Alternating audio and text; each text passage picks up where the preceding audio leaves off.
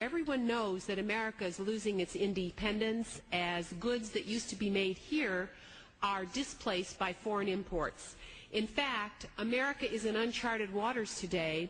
We have an accumulating trade deficit now of nearly $1 trillion a year.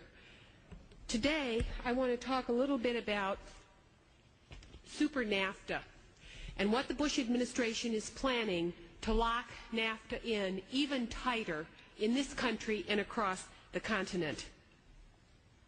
There's something called the Agreement on Security and Prosperity that is being negotiated by the Bush administration very quietly.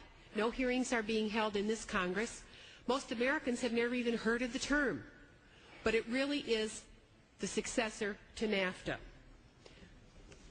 In addition to what it anticipates in terms of a new transportation corridor that will come up through Mexico and the American highway into the United States, it also includes the incentives to major corporations such as Ford Corporation of our country that is laying off people in our country, now an additional 30,000 jobs to be lost here in the United States, and Ford is planning to employ over 150,000 more workers in Mexico, announcing that it will be investing over $9.2 billion in Mexico. It is hard to explain to the American people how big that investment really is, but truly it will employ 15%, or 1 of 7 of all unemployed people in Mexico, so many of them having been uprooted from their farmsteads because NAFTA included no transition provisions to allow people to have a life and to survive inside of Mexico's rural areas, and over 2 million families have been uprooted from Mexico's farm communities and are doing what? They're moving north to eat. At the heart of our illegal immigration problem is NAFTA's disruption of the Mexican countryside. But in any case, this Security and Prosperity Agreement, as it is being called, has no democratic underpinning to it. It's being negotiated by the very same elites that negotiated NAFTA. And let's look at some of the signs of what is happening. It is suddenly clearer why a company from Spain called Sintra wants to be the gatekeeper on this new highway structure to manage the flow of goods from Mexico, including the hundreds of thousands of vehicles that Ford Motor intends to manufacture in Mexico after making its $9.2 billion investment there.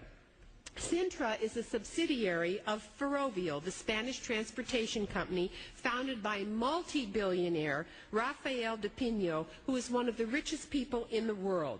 Sintra already operates the Chicago Skyway, one of the nodes along the way here, under a 99-year concession, and is planning development of the Trans-Texas Corridor, which is another part of this plan.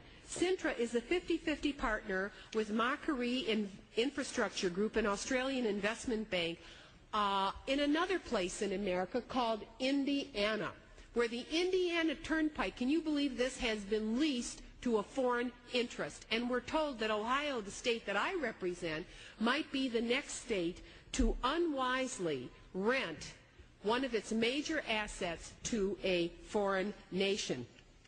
Human Events magazine recently had this description.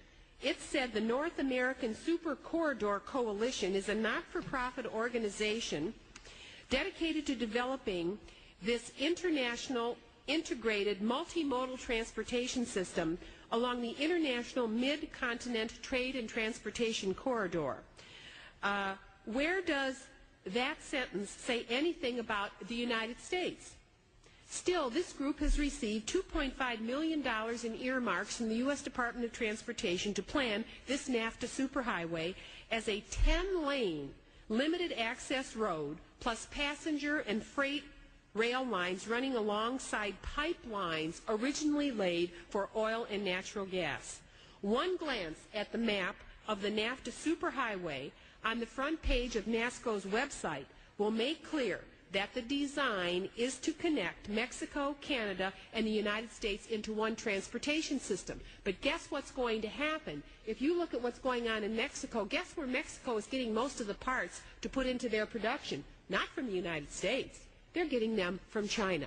In fact, a lot of production in Mexico has been moved to China. So imagine this, huge container ships continuing to come in from China and Asia, hitting up against ports like Lázaro Cárdenas in Mexico, where the workforce earns almost nothing, and the major ports in our country of Los Angeles, of Oakland, all along the West Coast. I just wish we were shipping goods out, but right now our longshoremen and our dock workers are loading and unloading containers in the United States, but you can go around the United States. You can bring in that massive set of shipments from Asia through Mexico and up into the United States. And imagine if this corridor is then leased to foreign interests, who then charge tolls and become familiar with the transportation systems of the United States.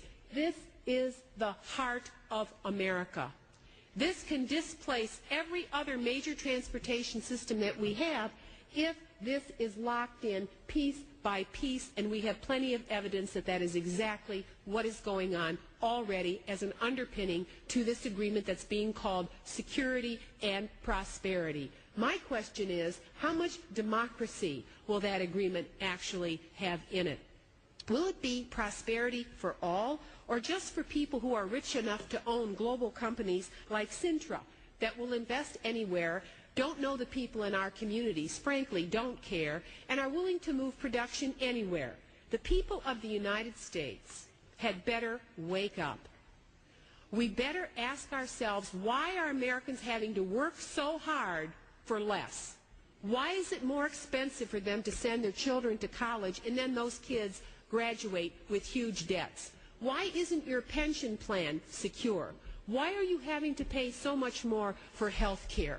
Why is not your retirement benefit there forever? Because these kinds of interests don't want you to have it, because they are so filthy rich off the investments they are making globally. They don't care about you.